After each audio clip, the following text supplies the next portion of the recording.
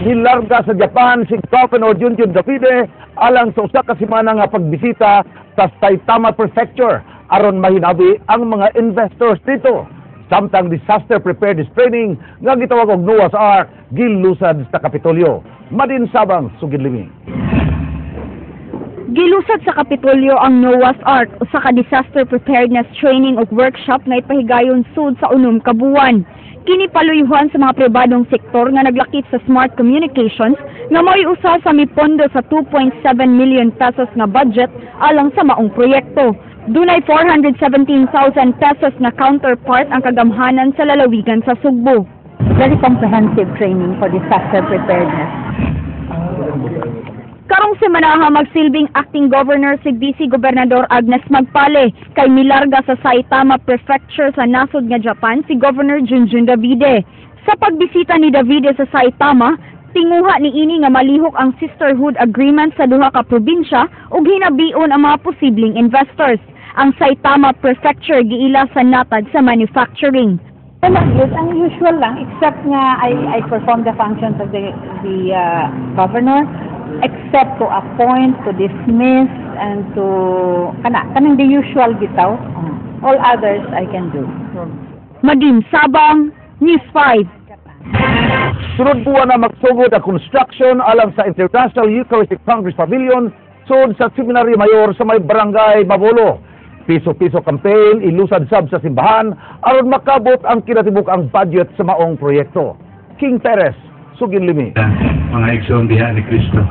Gihimo ang groundbreaking ceremony sa himong International Eucharistic Congress sud sa Seminaryo Mayor ni adtong Sabado. Kini mao'y mahimong main venue alang sa ika-51 nga kongreso na maka-accommodate og 15,000 ka mga delegado sa simbahang Katoliko tibok kalibutan.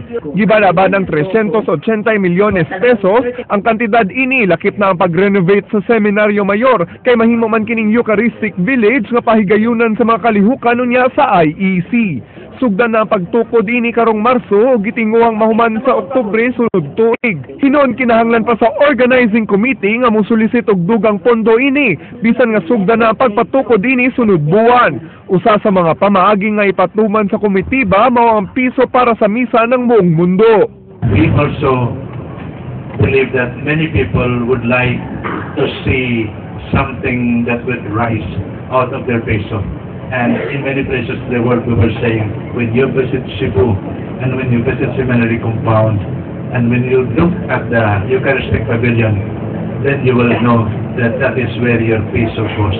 So piso actually is for these people who cannot afford, no? Pero dahil sa piso nila, kahit na every misa, makadonate sila. Wa pa say siguro kung mutunga bagyod si Pope Francis sa maong kalihukan. But we are very hopeful that he will come.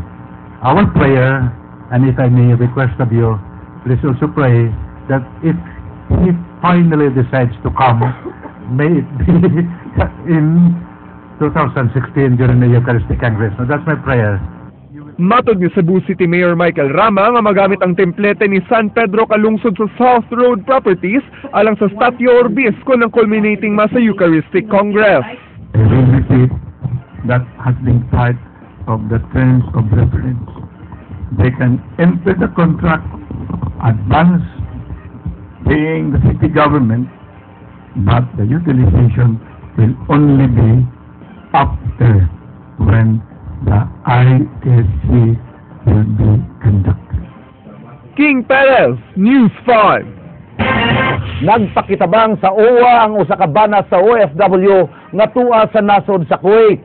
Gingong gidagmalan sa iyang amo ang maong domestic helper. Chiki Bargyo, Sugid Limi. Setyembre tuig 2013, mibiya sa Sugbo ang 24 anyos nga si Jello May aron manarbaho sa nasod nga Kuwait isip domestic helper. Apan sukad siyang pag-abot didto, tulo na kaamo ang iyang gisilbihan din ang labing uwahi, mo'y grabing nagpasakit kaniya. Sa mga text messages nga nadawat sa iyang bana, pulos pagpakitabang ang unod ini kay di na matod pa siya makaagwanta sa iyang amo. Karon pagpadong niya takas ma'am na pansa mo ba? Nakibaw yang amon gid. Moto nga kuan kanang gilakkan siya sa room. Then after that gibunog na sa gigulata. Nakachat pa siya, ato na pa yung message diri tanan. Kaganiha, midangop ang bana sa Overseas Workers Welfare Administration kun OWA. Nakig-alayon matod pa ang maong buhatan sa labor attaché sa embahada didto sa Kuwait aron maaksyonan ang maong problema. Ako nga nag-request urgent and immediate assistance para matabangan dayon. Although kumingon ta kung sa may usual nga buhaton na sa embassy, on the part sa embassy, tawagan na ang ilang agency dito sa worker. Gipasalig sa OWA nga bisan sa kadaghang OFW nga dunay problema sa Middle East, ilang paninguhaon nga makauli nga luwas si Jello May. Naon tay request niyo na man ba na di am na matawag nga kuan lang ma'am nga kanang slight lang ang kuan. Kaya gigulata naman siya na ma-actionan ang gidunta ma'am. So if ever ang agency is not cooperative, ang buhaton na sa PO, suspend mo na ang license sa agency para di na makarecruit, di na makadeploy pag-worker. Aron di na madugangan pa ang problema. Jinky Bargio, News 5. Pamilya sa pumapalit na patay, nga napatay sud sa department store, dili mo sugot nga duha lang ka mga suspetsado ang pasakaan og kaso at tubangan sa husgado. King Perez, sugin nimi. Appeal man si Boyles, then karon nga nag-motion for reconsideration, we didn't expect such change. Kini ang gikatinga ni Marie Chantil Ducayag, ang igsuon sa gipatay nga si Mario Alfie Ducayag. Gibunog patay si Mario Alfie Ducayag niadtong Abril sa miaging tuig, human gipasanginlan nga nag-shoplift og tsinela sud sa Metro Gaisano, Colon. Wala giapil sa Cebu City Prosecutor's Office nga pasakaan og kaso si Melvin Boyles, ang intelligence officer sulod sa security office din namatay ang biktima. Sumbong murder pasaka sa duha lang ka-suspect nga sila si Mauricio Doblados, kinsa security officer, ug Jeffrey Aquino, ang security camera operator. Matod pa sa tagtungod, ang iapil og kiha si Boyles sa pagkamatay sa iyang igsuon. I will read over it, and then after we talk, hopefully by the end of the day, we will be able to come up with the next step. Gipahibalo sa igsoon sa namatay nga gimanduan na sa ombudsman si Dr. Nestor Sator sa PNP Crime Lab nga muluwat sa iyang counter affidavit. Si Dr. Sator gireklamo tungod sa sayop nga finding sa autopsy report nga si Mario Alfie namatay sa sakit ug dili gumikan sa pagkabunog. Samtang nikabat og 14.5 milyones pesos ang gipangayong civil damages sa mga Ducayag batok sa Vixal Development Corporation ang tagdumala sa Gaisano Metro. We want to make it clear nga no settlement has happened and we are not interested of anything because ang amo lang yung gusto, hustisya lang yun og kamatuoran kung unsa gyud hitabo maora. King Perez, News 5. Ang mga tunghaan sa lungsod sa Madridejo sa isla sa Bantayan mo'y usa sa mga nahimong beneficiary sa Dapat School program sa Department of Education, pinaagi sa usa ka non-government organization. Jinky Bargio, sugin limi. Sukad gilusad ang Adapt a School program sa Department of Education pila ka adlaw human sa Bagyong Yolanda, nibaha dayon ang hinabang alang sa mga apektadong tunghaan.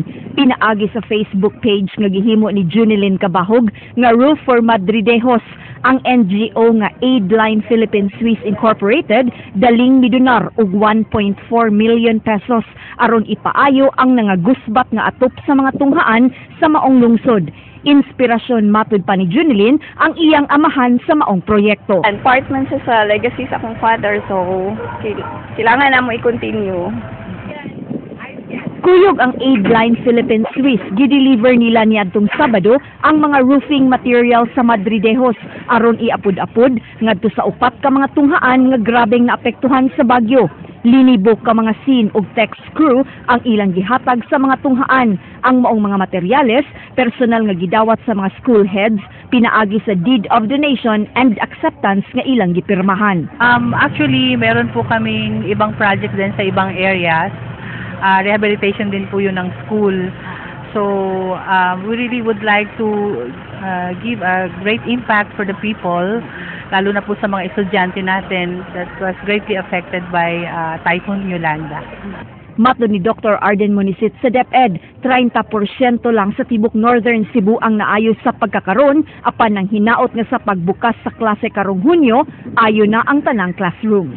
Again, on behalf also of DepEd, I'm thanking TV5 sa pag-facilitate, pag-class, pagpahibaw sa kadaghanan, pagpaabot sa mga dito sa mga donors sa atong call to help all the devastated schools na devastated by this super typhoon. Actually, this is the as I've said several times, this is the positive side of all the calamities, no? Jinky Bargio, News 5. Human sa kapin sa kabuan, gikihan na gyud ang pulis gagihong dunay kalambigitan sa pagkamatay sa usa ka negosyating drug dependent atol sa pagsugat sa bag-ong tuig. Andrea Patenia, Sugin Limi. Gipahibaw sa hepe sa Criminal Investigation and Detection Group 7 Police Senior Superintendent Richie Posadas nga gipasakaan na nilag kasong homicide si SPO2 Jonas Pakibot, ang pulis nga giingong adunay kalambigitan sa kamatayon sa negosyanteng drug dependent nga si Jerome Bendebel ni adtong bag-ong tuig. Lakit nga gikiha ang kauban niini nga si Edwin Hacoselem, samtang at large ang laing lalaki ug usa ka babae nga giingong kauban sa duha. Kay numduman nga gikuha sa upat si Bendebel gikan sa lungsod sa Balamban aron dadun sa Wido Recovery Rehabilitation Center, apan wa dawata sa rehab kay napuno sa bunog ang lawas niini dihang gi-turn over sa grupo ni SPO2 Pakibot. Gitugan ni Posadas nga nadugay ang pagpasaka sa kasong kriminal, kinalangan sila sa ilang koordinasyon sa pamilyang Bendebel. Dito ta nadugay sa pagkuha sa statement sa spouse, asawa. Na sila'y nihangyo sila na sila'y abogado, atong gitagaan po sila og higayon nga ma-come up sa affidavit ni Mrs. Karon nga napasaka na ang kasong kriminal, gipahibaw ni Police Senior Superintendent Armando Radok, ang hepe sa Regional Investigation and Detective Management Group 7, nga musunod dayon ang kasong administratiba batok ni Pakibot. Ang CIDG atong we are requesting now the copies of all these affidavit supporting documents on that criminal because we will be preparing the administrative case. Mato di Radok, laing kasong administratibang ipasaka batok ni Pakibot tungod sa paghangyo ni ini nga i-reset ang ilang panagtigom nga ipahigayon unta niadtong Pebrero 7 ug pag-angkon siyang katungod sa self-incrimination kung pagbalibad sa pagtubag sa mga panghutana. There's a sign of arrogance on the part of Pakibot, not on them, on the part of Pakibot. Arrogance and gross disrespect on the regional director. Samtang mato di Police Regional Office 7 Regional Director Danilo Constantino, ang sunod-sunod nga pagpasaka og kasong kriminal batok sa mga pulis sama ni SPO2 Pakibot ug ni PO2 Ronelo Manuel nga giingong nanulis, magsilbi untang leksyon sa tanang sakop sa PNP. Alam naman nila kung ano yung consequences ng actions nila, then they have to face it. Yung personality and spirituality enhancement ng ating mga pulis, isa rin yun sa concern natin. Kaya nga we will be partnering with the church and yung other mga religious sectors para matulungan kami. Andrea Patenia, News 5.